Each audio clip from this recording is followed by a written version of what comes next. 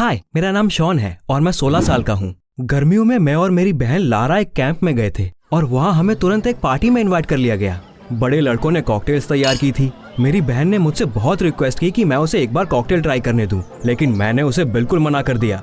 लेकिन मैंने खुद पर कोई पाबंदी नहीं लगाई और जी भर के शराब पी। मुझे तो याद भी नहीं कि पार्टी कैसे खत्म हुई, लेकिन सुबह के वक्त मेरे सिर में भयानक दर्द हो रहा था। मैंने अपनी जैकेट डाली और लारा को ढूंढने के लिए निकल ही रहा था कि तभी अचानक मुझे ऐसा लगा जैसे मेरे पॉकेट में कुछ है। जब मैंने देखा तो ये एक ब्रांड न्यू एप्पल वॉच थी, लेकिन ये कहाँ से आई? मुझे तुरंत कल की पार्टी की सारी चीजें याद आने लगी। ओह नो, ये नहीं हो सकता।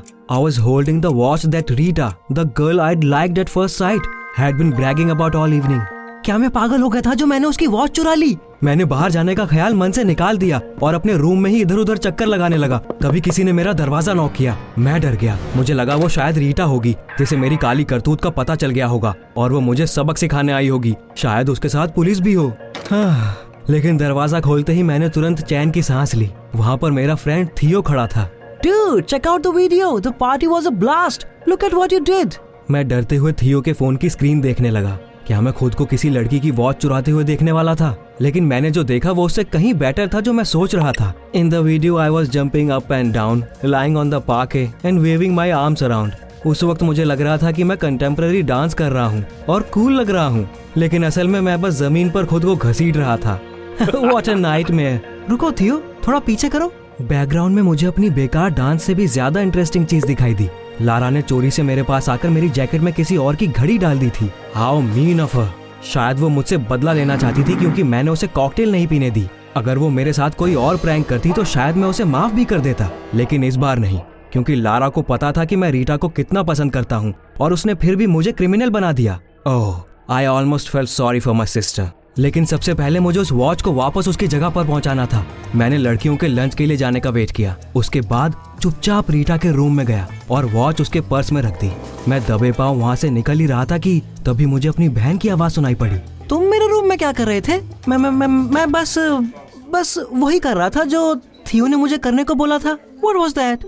वो तो तुम्हारे लिए एक सरप्राइज तैयार कर रहा है और उसने मुझसे कहा था कि मैं शाम को तुम्हें नदी के पास रोमांटिक डेट पर ले आऊं। इतना सुनते ही लारा की आंखें चमक उठी। ऑफ कोर्स, आफ्टर ऑल वो हमेशा से थियो को चाहती थी। जैसा कि आप समझ गए होंगे, वहाँ कोई सरप्राइज डेट नहीं थी फिलहाल। लेकिन मैंने तुरंत इसके लिए आइडियाज सोचने शुरू कर दिए। सोल्यूशन की तलाश में मैं नदी के पास चला गया। मुझे कुछ ऐसा करना था जिससे मेरी बहन के दिमाग से मेरे अगेंस्ट प्लॉट करने का ख्याल हमेशा के लिए निकल जाए। तभी मुझे वहाँ एक जॉर्ब बॉल दिखाई पड़ी। You know, transparent one in which you can roll on water. Lara को कभी एक्सट्रीम स्पोर्ट्स अच्छे नहीं लगे, इसीलिए मुझे वो जॉर्ब बॉल मेरे प्लान्स के लिए बहुत परफेक्ट लगा। शाम को मैं लारा के पास गया और मैंने उसकी आंखों पर पट्टी बांध दी। ये जरूरी है, थियो ने मुझे ऐसा करने को बोला है, नहीं तो कोई सरप्राइज नहीं मिलेगा। Well, okay, I trust you. Oh, you shouldn't little sister. मैं लारा को एक लकड़ी के ब्रिज पर ले गया और उसे बॉल में बैठा दिया। अब तुम अपनी पट्टी हटा सकती हो। जब मेरी बहन को पता चला कि उसके साथ क्या होने वाला है, तब आपको उसका चेहरा देखना चाहिए था। प्लीज ऐसा मत करना, प्लीज। तुम्हें पता है मुझे तैरना नहीं आता। अब तुम्हें समझ आएगा कि तुमने किससे पंगा लिया है। But I didn't. थियो हेल्प मी। थियो? वो वहाँ क्या कर रहा था? मैंने चारों तरफ नजर दौड़ाई और मुझे सचमुच वहाँ पर मेरा फ्रेंड दिखाई दिया। वो हमसे कुछ मीटर की दूरी पर बैठा हुआ था और अपने फोन पर कुछ कर रहा था, लेकिन उसने लारा की पुकार सुनकर उसकी ओर देखा तक नहीं। मुझे अपनी बहन की आंखों में मायूसी दिखाई दी और एक सेकंड के लिए उसके लिए बुरा भी लगा, लेकिन फिर मुझे याद आया कि उसने मेरे साथ क्या किया था और मैंने अपने सारे डाउट्स को दरकिनार करके उस बॉल को पानी में पुश कर दिया।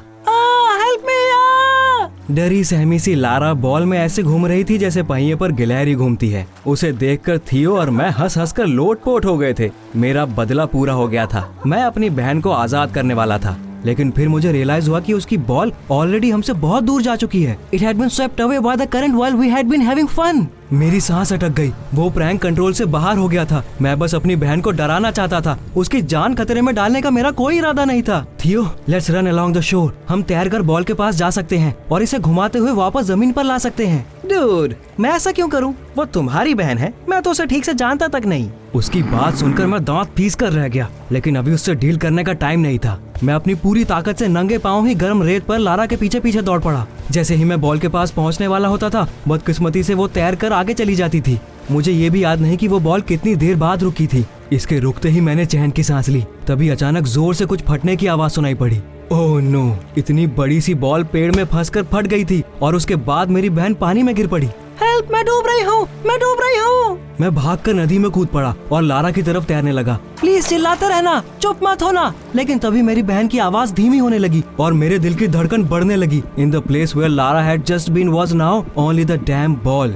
मैंने गहरी सांस ली, नीचे गोता लगाया और देखा कि मेरी थकी हुई बहन धीरे धीरे नदी के अंदर जा रही थी। मैंने उससे पहले कभी इतनी तेज कुछ नहीं किया था। मैंने लारा को दोनों हाथों से पकड़ा, उसे ऊपर लाया और अपनी पूरी ताकत से किनारे की तरफ तैरने लगा। जमीन पर आने के बाद मैंने अपनी बहन को कंधे से उतारकर रेत पर लेटा दिया और उस वक्त मैं खुद को रोने से नहीं रोक पा रहा था। उसका चेहरा सफेद पड़ गया था। मैं जल्दी जल्दी याद करने की कोशिश करने लगा कि स्कूल के फर्स्ट एड कोर्सेज में हमें क्या सिखाया गया था, लेकिन बदकिस्मती से मैंने डूबते लोगों को बचाने वाले लेसन अटेंड नहीं किए थे। इसलिए मैंने अपने इंट्यूशन से काम लेने का फैसला किया और जैसे लोग मूवीज में करते हैं, मैंने भी लारा के सीने पर हाथ रखकर उसे कई बार दबाया। और फिर अचानक उसकी बॉडी में हलचल हुई और उसने खांसना शुरू कर दिया। मेरी खुशी का ठिकाना नहीं था और मैंने अपनी बहन को जोर से गले लगा लिया, लेकिन उसने मुझे धक्का देकर दूर कर दिया। तुम पागल हो, तुमने वो क्यों किया Shawn? I am so sorry sister, I am sorry please. मैं तो बस, अब तुम देखो मैं क्या करती हूँ। मैं मॉम डैड को सब बता दूंगी। चले जाओ यहाँ से, मैं तुम्हारी शक्ल भी नहीं देखना चाहती। उसकी बात सुनकर मुझे गुस्सा आ गया क्योंकि उसने भी मेरे साथ गलत किया था। ओह या, ये मत भूलना कि मेरे पास भी तुम्हारे बारे में बताने के लिए बहुत कुछ है। क्या बात कर रहे हो? अब मासूम बनने का नाटक मत करो। I found the phone in the sand and showed Lara my proof. लेकिन मेरी बहन जितना ज्यादा वो वीडियो देख रही थी उतनी ही उदास होती जा रही थी। आखिर में उसने जोर जोर से रोना शुरू कर दिया। Shawn, I really don't remember this. मैं ऐसा कभी नहीं कर सकती। Oh really? तो तुमने मेरी बात नहीं मानी और उस दिन शराब पी थी? नहीं नहीं, ऐसी बात नहीं है। लेट्स गो, हम दोनों से गलती हुई है। Let's just forget everything.